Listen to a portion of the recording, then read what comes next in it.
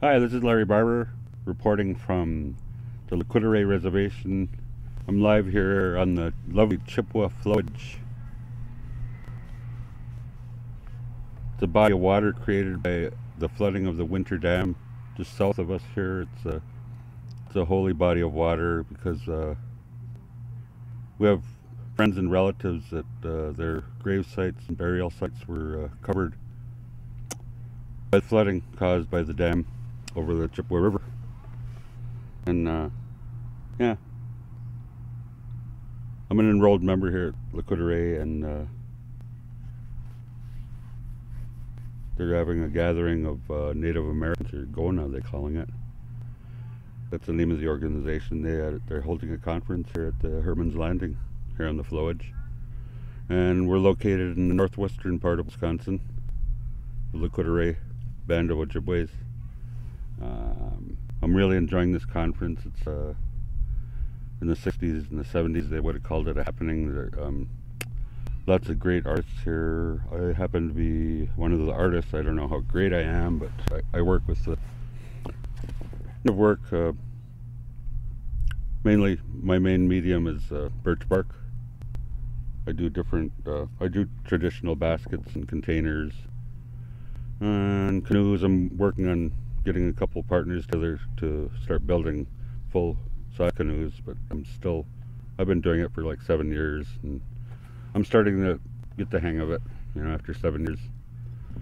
A couple thousand baskets, and I feel blessed to be able to work with the nature. I spend a lot of time in the woods, see a lot of things that other people drive right by, and it's a spiritual way of life for me, being a native artist.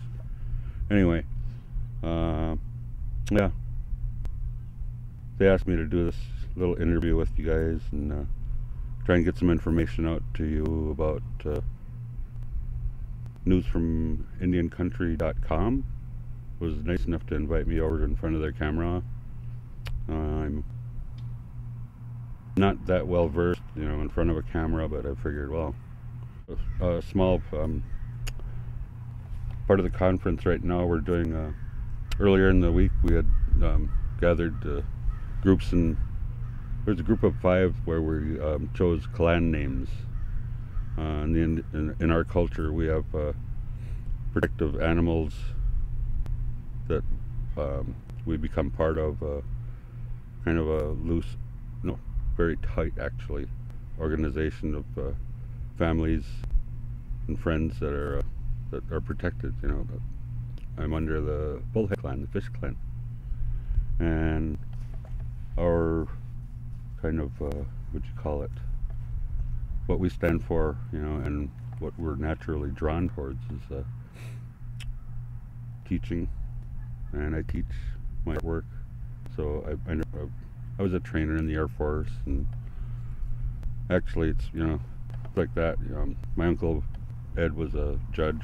His daughter Val was a judge here on the reservation. Also, a lot of educators in my family, teachers, college trained, certified teachers in the school here at LCO. Also at our community college we have here at the reservation also. So I'm proud, to tell my kids that I come from a intelligent, influential family. But each clan has their own, what would you call it? The things that they stand for. The bears, these are just examples, of the clan system. But the bears stand for upholding justice within communities. The policemen, yeah. The protectors. That's just 2 examples. Hopefully you'll be able to take the words that I give you and take a look in the book. Find a book. There's so much what do they call it?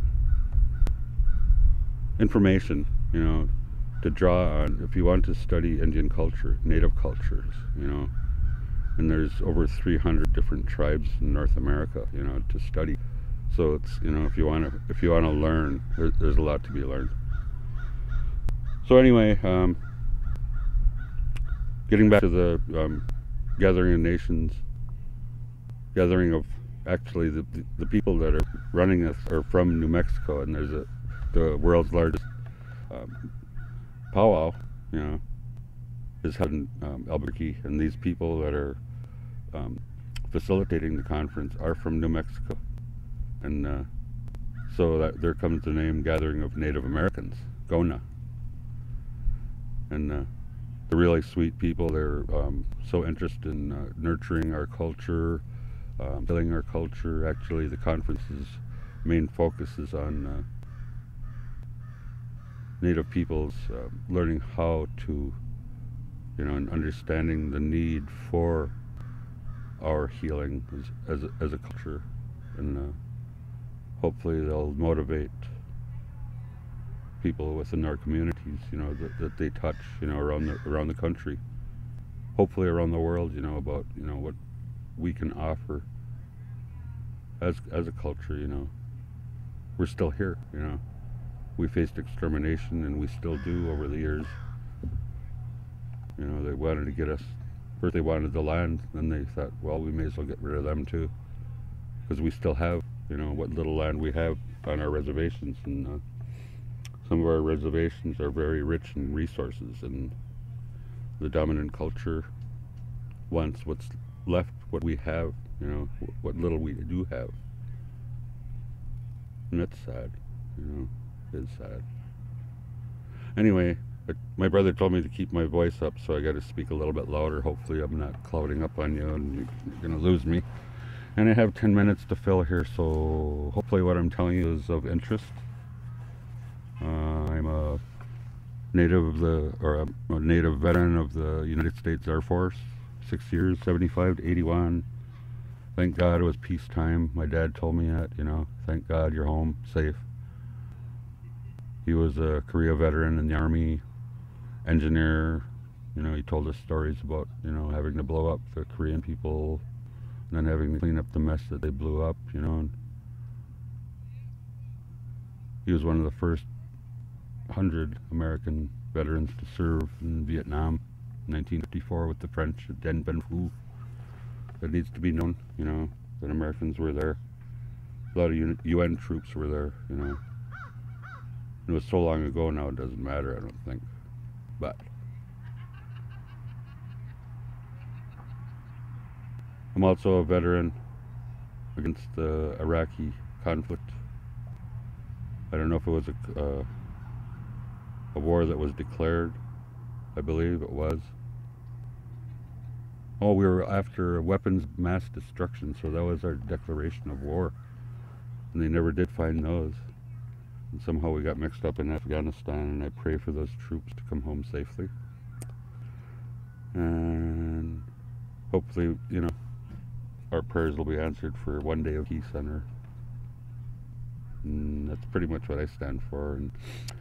And I think I'm coming up on my 10 minutes soon, so hopefully my messages that I've given to you, sent to you, you know, this is fantastic, you know, that we were able to get our messages out from our small reserve here, you know, out to the world, you know. And we've taken such giant steps in the last 30-40 years, you know, on our reservation, as far as educating our people, offering them education so they're able to go out into another world, you know, and achieve and succeed, and hopefully bring that success and achievement and education back to our reservation to make this a richer place for us to live in the whole country and world. And I thank you for your time.